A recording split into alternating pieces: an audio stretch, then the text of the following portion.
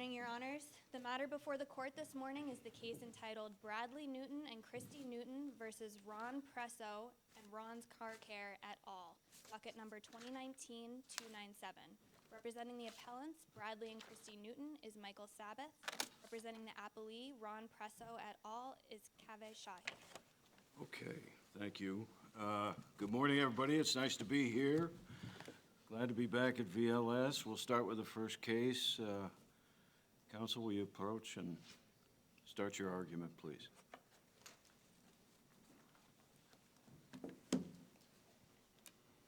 May it please the court. Good morning.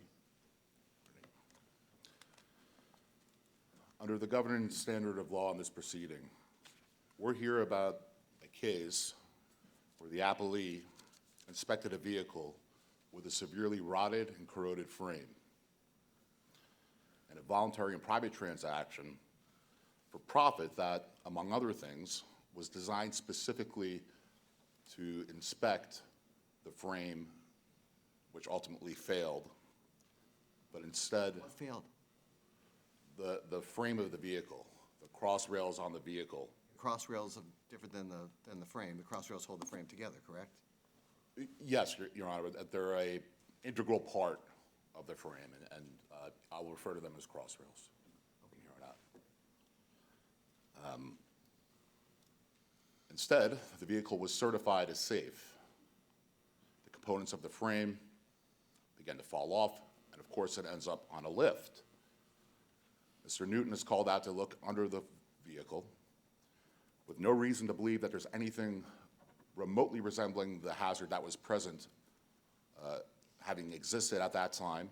Well, they knew the vehicle wasn't roadworthy at that point, correct? They knew yes, Your Honor. What they did not know is that the frame, the cross rails on the frame, were so severely compromised that the vehicle on the lift would actually fold in half with the front end of the vehicle pinning Mr. Newton between to the concrete slab floor.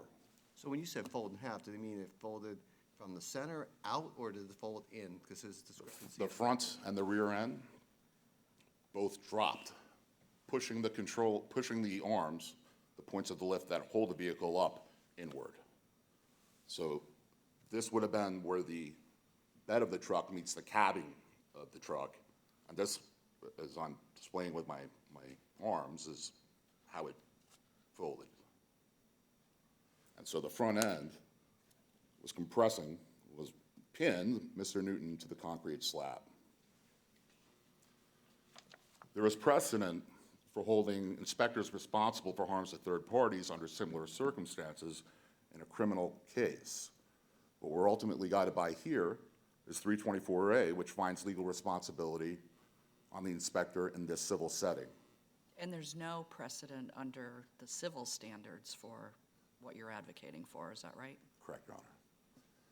It would be a different case if this vehicle had been taken to, let's say, ABC Car Repair, and they had made the decision to lift the vehicle up, and then the same incident occurred. I suggest it would not. The nature of the defect in this case was severe and uncommon. This is not an occurrence that happens with any kind of regularity. And the experts for Mr. Newton have testified that they personally haven't seen a failure like this, and that for a failure like this to occur, the condition of the vehicle had to be severe, absolutely severe at the time the vehicle was inspected 3 to 4 months prior. Okay, is there any exact amount of time? Don't you have a record as to when the inspection occurred versus when the occurrence occurred? We don't. We have an agreement that we have the evidence put forth is that it occurred 3 to 4 months prior. The records, which are required to be retained by the inspector for 3 years, in this case, were not retained. And so we cannot pinpoint the exact date. What we do have, however, is evidence that indicates, or that states, rather, that if it happened 3 to 4 months before or 4 to 5 months prior, the vehicle had to have been in such disrepair, the cross members of this vehicle had to be in such gross disrepair that there's no way it could have passed an inspection. It's not a close call based on the evidence. It wasn't going to pass an inspection when it came hauled in on the tow truck either. That's correct. That was before anybody got hurt. That's correct. I'm sorry, when it came in from the tow truck to, It came in on a flatbed truck, didn't it? After it broke down, didn't they take it to the house? that's correct. It wasn't going to pass an inspection then either. No. No. The reason it had come in was a crossbar had fallen off the vehicle, off the front end. This is a problem about this is a larger problem about, I would suggest, everything underneath it was so worn out, rotted, and corroded that we have a crossbar coming off. Then we have it coming in, but we don't have any kind of notice whatsoever that this is not just, bad rot, bad corrosion. Well, This you've is on the got verge notice that something's fallen off it. that something's falling off it, which I would suggest is quite different from a vehicle, from a truck folding in half. Those are two very different things. So would you talk to us about the causal issue, the causation issue, proximate cause? What's your basis, what is your legal basis for that? Is it Collins? Is that the case that you're standing on? Collins has no application to this case, as far as I'm concerned. Those two things are, Collins was about a vehicle where it was not inspected, and the individual was riding in the injured individual was riding in the back of the truck, while the truck was driving as it was supposed to be, was reaching in to the passenger window to get something and fell out. So, no, I don't think Collins has any bearing on this case whatsoever. There's clearly no causal connection in Collins between the inspection and the harm. Here, we do have that. What I'm really more relying on is, Trudell, which we cite to in the record. Fritzine v. Trudell, where the court has a lengthy discussion on a complicated case involving multiple moving parts on the issues of proximate cause. This, of course, was brought by the defendant.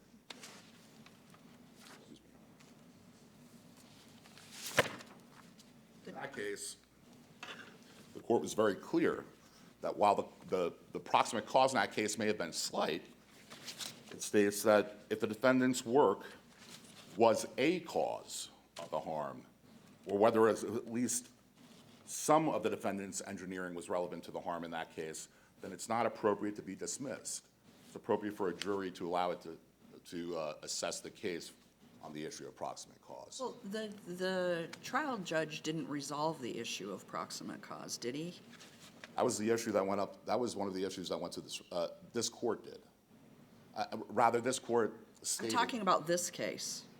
Oh, no, I'm sorry, Your Honor, for that. Right, confusion. proximate cause wasn't It resolved. did not, but we addressed it in our briefs because it was discussed, and I think it's a fair reading to interpret it to say that. Would you agree if we found that there was a duty here, it would need to be remanded on the issue of proximate cause? Since the court didn't resolve it? That's beyond my knowledge, to just be perfectly honest with you. I just thought it bore, yes, it would likely need to be remanded on the issue of proximate cause. There was some discussion about proximate cause, and certainly fairly clear intimations that had it proceeded to the issue of proximate cause, it would not have been a decision in favor of the plaintiffs. So and what- so we touched on it here. I want to make sure I understand this, because we're here on an appeal of a grant of summary judgment, is that right? So even if we rule your way on the legal question of whether there's a legal duty, wouldn't we have an obligation to review any other possible basis for affirming that, since this is all a matter of law, that the defense might offer? I'm sorry, can you restate that? Don't we have an obligation to review every possible basis for affirming, even if it's not the basis on which the trial court ruled? I believe that they went far enough in the discussion that you might. Do they have to even have touched it at all? We're here on summary judgment. Well, I would suggest that if they hadn't touched it at all, we'd be limited to the question of duty.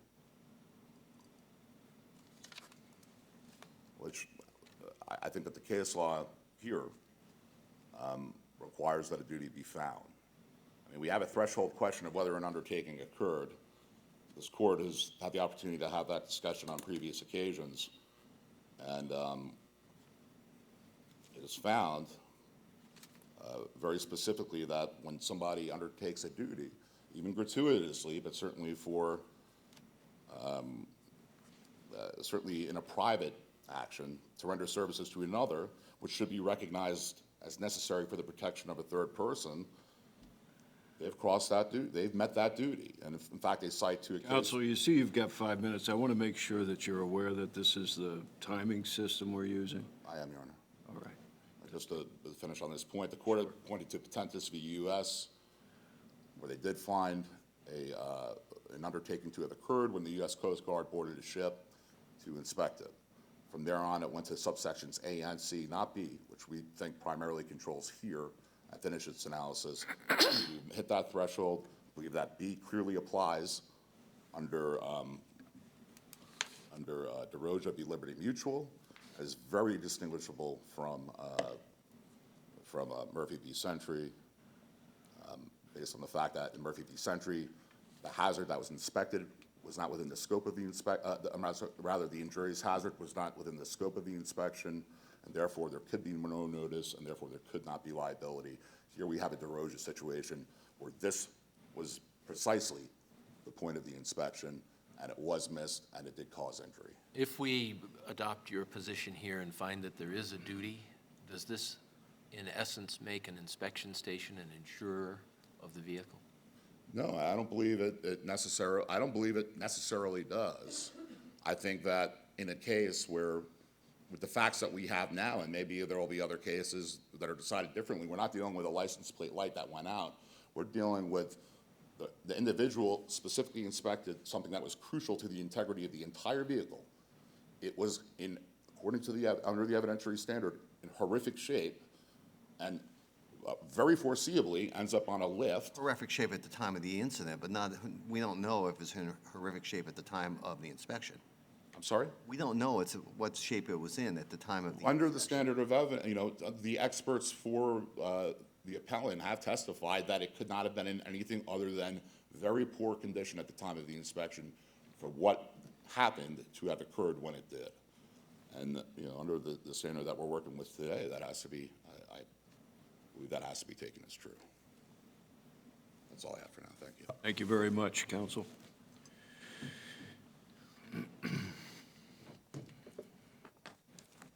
Mr. Chief Justice and Justice of the Supreme Court, good morning. Good morning. I should have brought some wipes with myself. I see counsel have some sweat marks here, given the current environment. This truck was driven, as a snowplow truck, was driven for 3 to 4 months after this inspection, including plowing. So I think that if this court is going to decide the question of a right of action, which the legislature has not granted here, a private right of action for civil damages. But if this court is going to decide that question, I just think this is the wrong case for it, because the facts of this incident are way too remote from anything that the legislation or the DMV manual anticipated.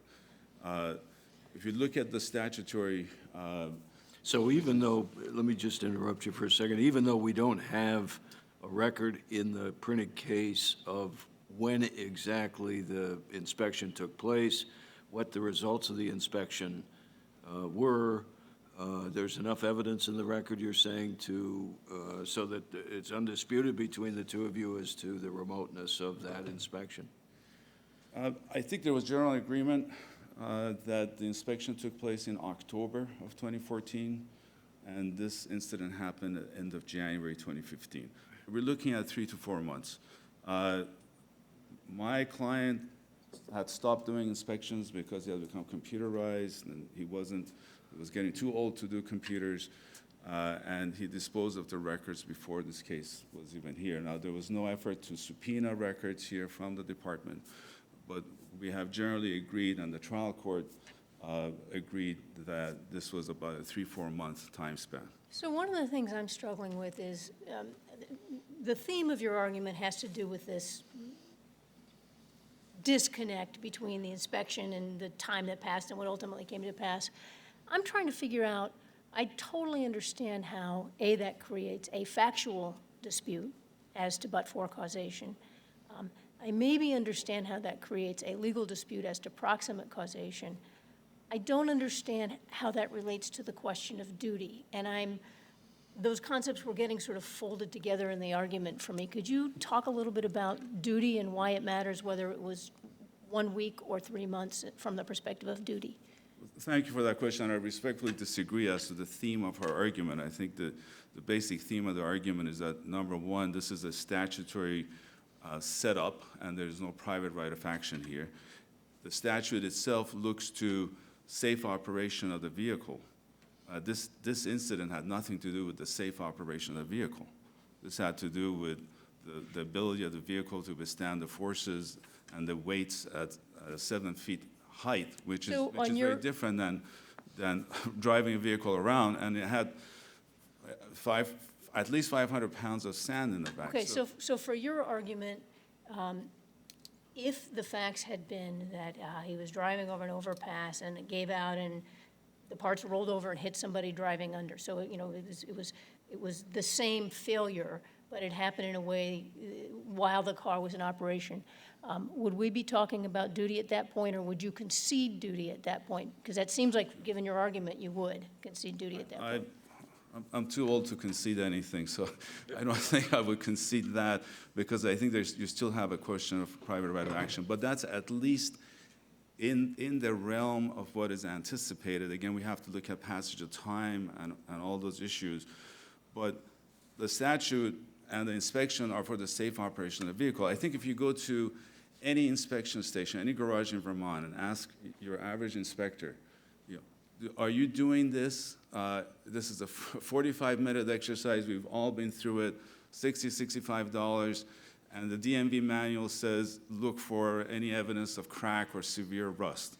It's a very subjective call. You don't use any equipment or devices. It's rust through, isn't the standard rust through? Rust through, that's correct, Your Honor. And again, in this incident, we have photographs that the frame bent, and I want to also talk about, there's a lot of kind of loose language as to different vehicle parts. But to go back to the question that Justice Robinson posed, I would say that if the failure had happened during the operation and the victim was another person on the road or a passenger, I think that would be a better case for this court to decide.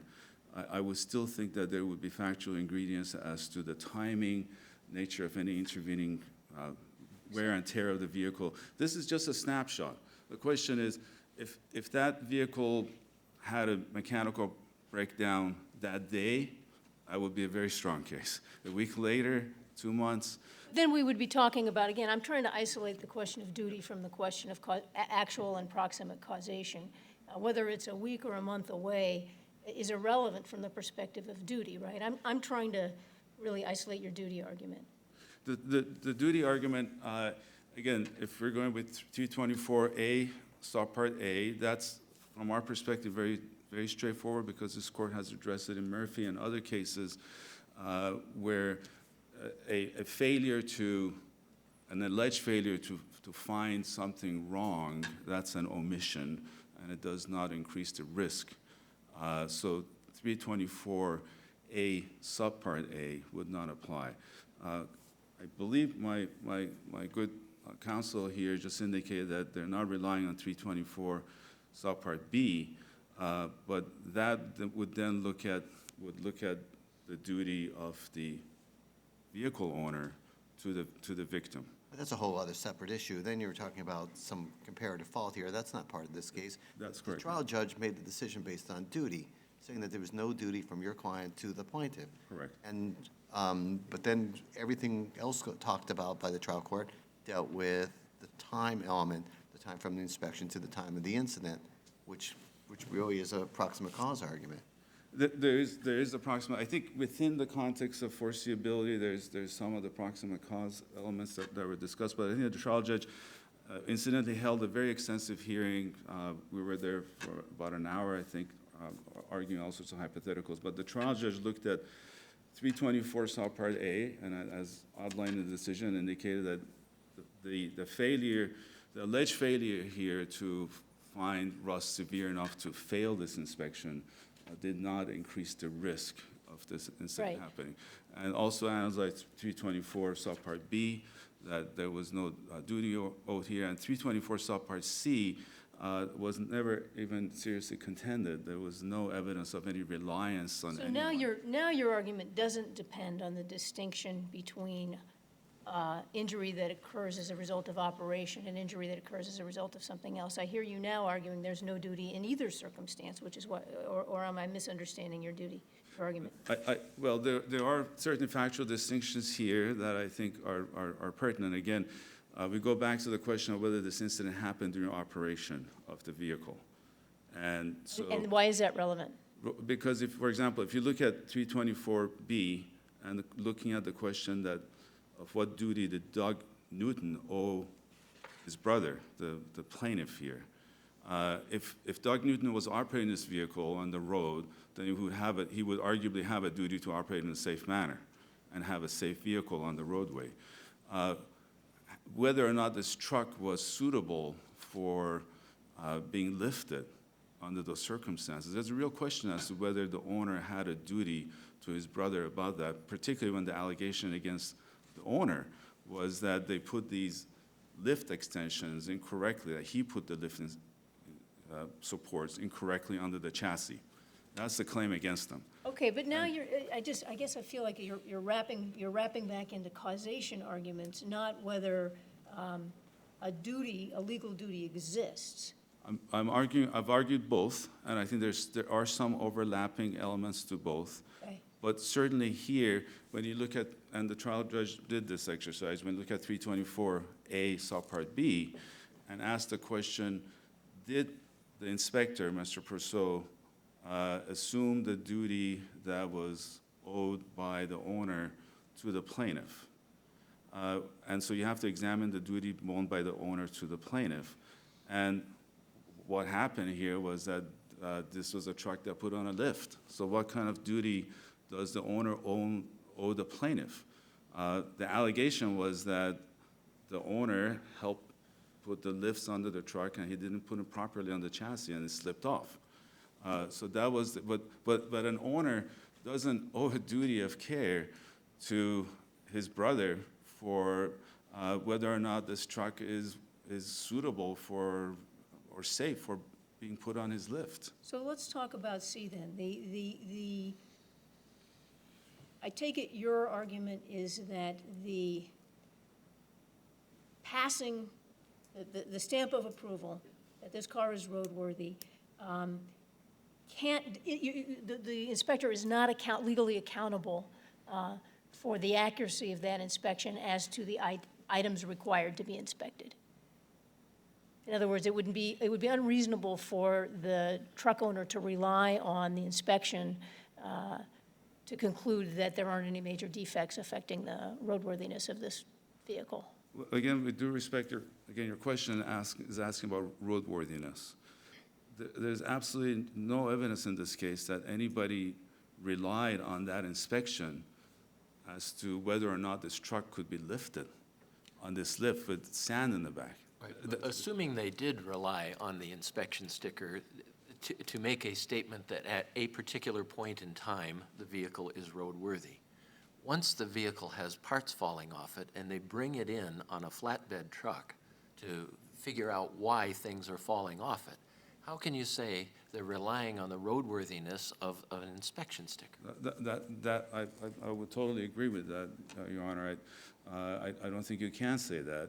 And I just want to make one point of clarification. This was an undisputed question. Again, going back to Justice Cohen's initial question, we have the frame, the chassis frame, and I apologize to be talking about auto mechanics, but I think it's important. We have the cross members that attach that go to the frame, and we have the torsion bar. the torsion bars help keep the suspension in place. So one of the torsion bars failed. That's what caused the truck to be taken for repair by the owner. But he testified, Mr. Newton testified, that when he took his flatbed and attached the winch to the truck, he made a mistake of attaching it to a cross member. And that's when he pulled the cross member off. So the cross member didn't fail in the accident. The cross member failed because due to an incorrect attachment by him. And the final point that I want to make about the condition of the truck, again, the photograph shows this frame did not break. This Where's that? folded. Where does it come into play, or where's it in the record that the frame didn't break? According to the plaintiff, the vehicle folded in half. The vehicle, Folded outward. the vehicle folded in half. Now, this, and what their expert said, so there are two poles that support this lift, and each have two extension arms that are stretched to the four corners of the vehicle, two in the rear, two up front. So this thing was lifted 7 feet. Now, if these support arms had not failed, and according to their own expert, they failed because the chain that kept them locked in didn't function properly, had too much grime in it. If those four support arms had held, this truck would not have folded. Right, but now aren't you arguing intervening cause? Well, I think we have argued, Your Honor, the intervening cause, but I think the nature of the questions and the argument goes there. I think, again, when we look at the distinction between operation on the road versus what happened here, you're looking at a situation where, and we've argued this, that the way this gentleman went about dealing with this truck, had it failed inspection that day, they would have done the exact same thing, go to the home garage and try to fix it themselves or see what's wrong with it. Well, There's no authority by the inspector to hold a truck. So even if the inspector had failed the truck, the same incident would have happened, the same way that it happened in fact, because he had all these problems and they still go try to fix it themselves. Well, if he failed the truck because the bottom was rusting out, they probably would have then had some information that would have changed how they went about lifting it up on a lift. Again, I respectfully disagree, because by the time they did the actual lifting, there was two failures. The cross member had failed, the torsion bar had failed. Even plaintiff's experts said any wise mechanic would try to look under the vehicle and see if it's suitable for this kind of lift. And by the way, there are other kinds of lifts. There are lifts with two long rails where you drive the vehicle on top of. But certainly, this lift had a failure issue, and their expert could not testify this accident would have happened had the lift maintained its integrity. Thank you So very I'm out of much. time. Thank you very much. Thank you. Does the appellant have any time remaining? Appellant has 2 minutes and 42 seconds remaining. All right, counsel? Very briefly, foreseeability is a huge component, is a very important component of duty. I think we can all agree. The truth of it is that if we change the facts that this is my vehicle, I'm not a mechanic. I do oil changes in my car.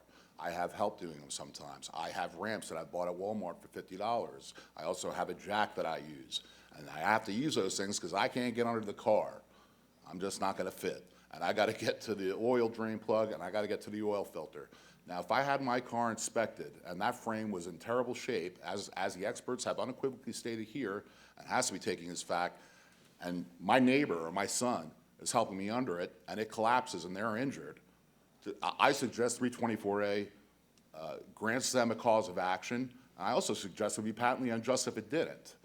And I think the facts here in this case compel that a lot of... Wouldn't that just be a negligence case, saying that the inspector was negligent in the way he or she performed the inspection, that did not comply with the Vermont rules and regulations, in which case there would be some tort responsibility under negligence?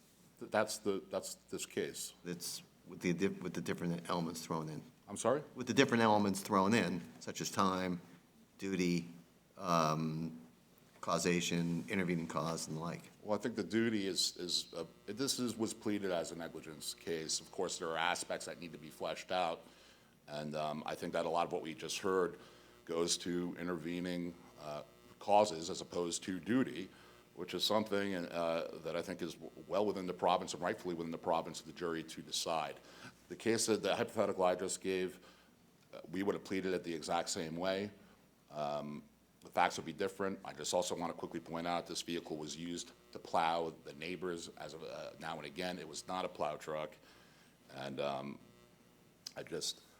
we heard a lot of intervening cause, which we've heard in Patton v. I'm sorry, I can't find the defendant's name, is not something that when events such as the ones we've discussed and such as happened here should be foreseen.